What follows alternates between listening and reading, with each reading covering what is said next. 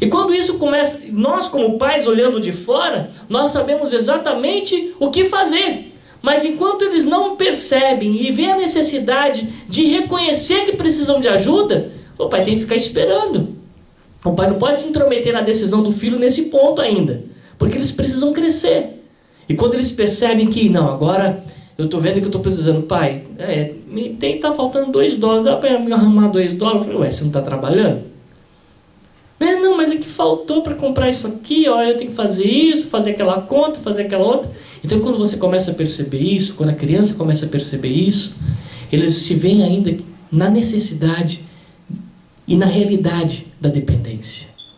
E Deus vai permitindo que nós vamos tomando as nossas decisões, até chegar um momento onde nós paramos e falamos, Deus,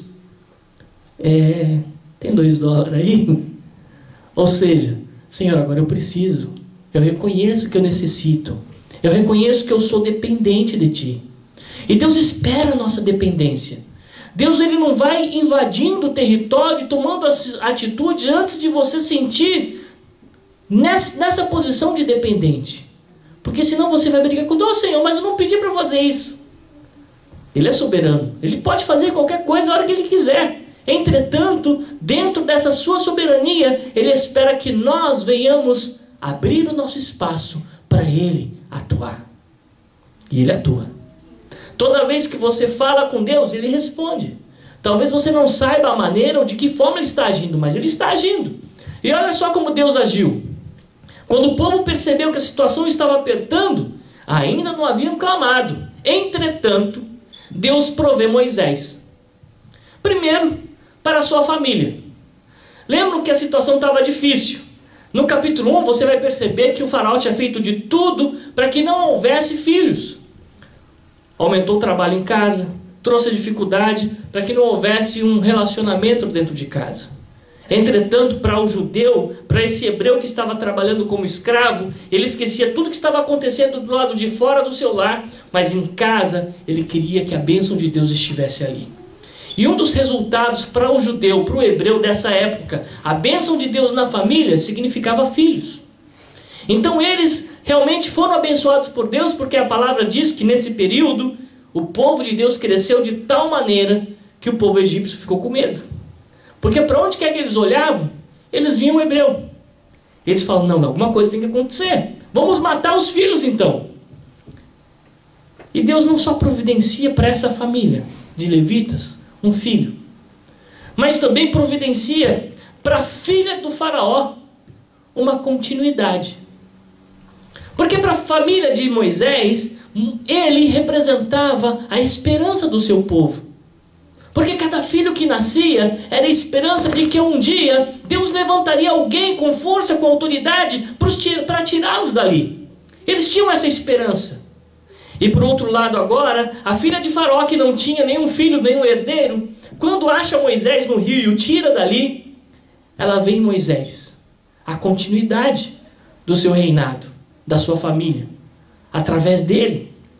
E o mais interessante, que também para o seu povo, a partir do momento que Moisés é levado agora para o palácio, Moisés representa agora uma oportunidade, que até aquele momento eles não tinham mais. José não existia mais, então José deixou de ser a oportunidade. A partir daquele momento que José morre, eles perdem o sonho de conseguir alguma coisa nova. Mas agora com Moisés, Deus resgata o sonho novamente. O sonho de tirá-los dali. O sonho de que alguém possa, de repente, em algum momento, salvar daquela situação. E Moisés era esperança para todos eles. E para Deus, Moisés estava sendo escolhido para ser o libertador do seu povo. Deus, quando Ele escolhe alguém, Ele não escolhe apenas por escolher. Deus escolhe, mas ao mesmo tempo prepara, ao mesmo tempo lapida.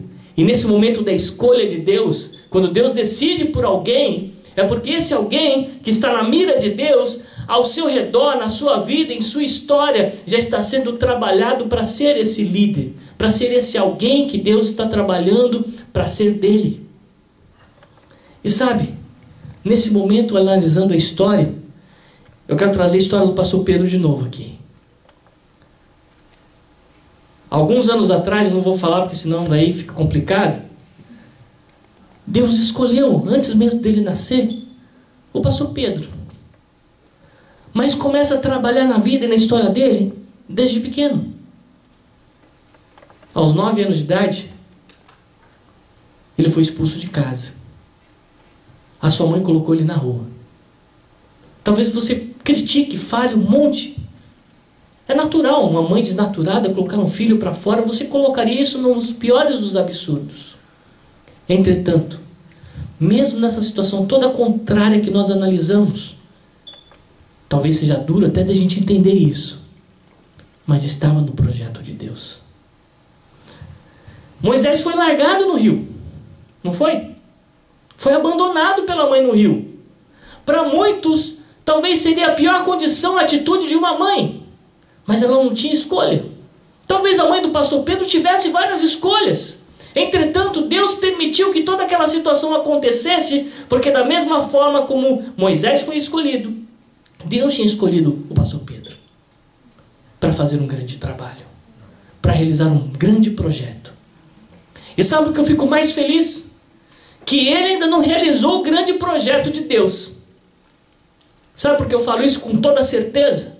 Porque se ele já tivesse feito, nós já tínhamos perdido o pastor Pedro dessa semana que passou.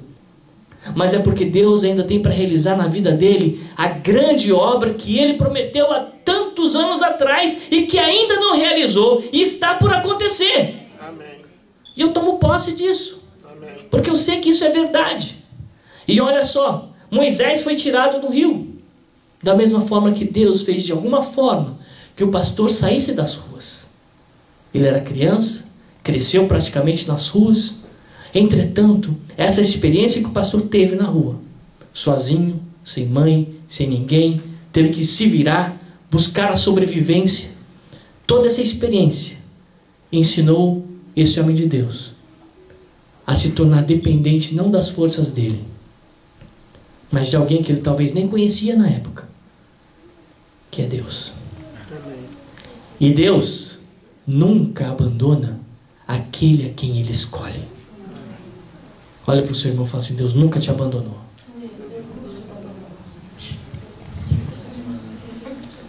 E se você analisar a sua história pessoal, cada um de vocês, vocês vão perceber que vocês não têm só um exemplo disso.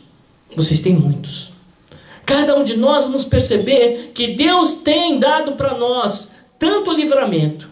Ele tem nos guardado e nós percebemos que Ele nunca tem nos abandonado, porque é Ele quem cuida de nós.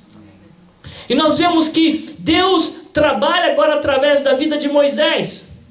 Moisés precisava ser lapidado por Deus. Por isso, primeiro ele foi lançado no rio para ser escolhido. Não por Deus, porque Deus já tinha escolhido, mas para ser escolhido pela filha do faraó. Foi necessário. Existem coisas que na nossa vida física, emocional, espiritual acontecem porque são coisas necessárias para o processo de Deus da lapidação da nossa vida espiritual. E Deus trabalha. E Deus estabelece que essas situações aconteçam para que, primeiro, a gente cresça. Segundo, que a gente entenda qual é a vontade dEle. E terceiro, que a gente possa realmente, ao entender, tomar posse do sonho de Deus para a nossa vida.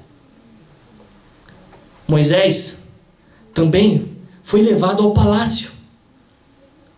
Olha, do rio, agora para o palácio. Mas sabe por que ele foi levado para o palácio? Porque ele precisava ser preparado. Há momentos da nossa vida em que parece que tudo é bonança. Mas é um momento onde Deus também está nos preparando para entender o que Paulo fala depois. Paulo fala assim: eu sei viver na fartura, mas também sei viver quando não tem nada. Saber viver com Deus. Saber se equilibrar. Saber olhar para frente, olhar para trás, olhar para os lados e saber que Deus está no controle. E por isso você sabe viver em qualquer que seja a sua situação. E aí volto novamente na vida do pastor Pedro. Não quero pregar sobre ele não, é sobre Jesus que eu estou pregando aqui. Mas estou usando o exemplo que Deus fez na vida dele. Eu vejo o quanto Deus tem trabalhado na vida do pastor Pedro. Muitas vezes a gente olha para os nossos bolsos e não tem nem um centavo de dólar. O pastor olha para mim e fala assim: não se preocupe, Deus vai prover. Eu sou mais afobado. Sou mais desesperado. Coitada da minha esposa que tem que me aguentar. Os cabelos estão até caindo de tanto arrancar aqui. Mas ele fala com tanta serenidade e tranquilidade, porque ele conhece, ele sabe o Deus que ele tem. E a cada dia que eu ando com o pastor Pedro, eu tenho entendido o que significa essa dependência. Adianta ficar desesperado? Uma coisa que o pastor Pedro fala para mim, fala assim, adianta se preocupar? Se preocupar vai trazer o dinheiro? Eu falo, não. Então descansa no Senhor. Ele traz a bênção.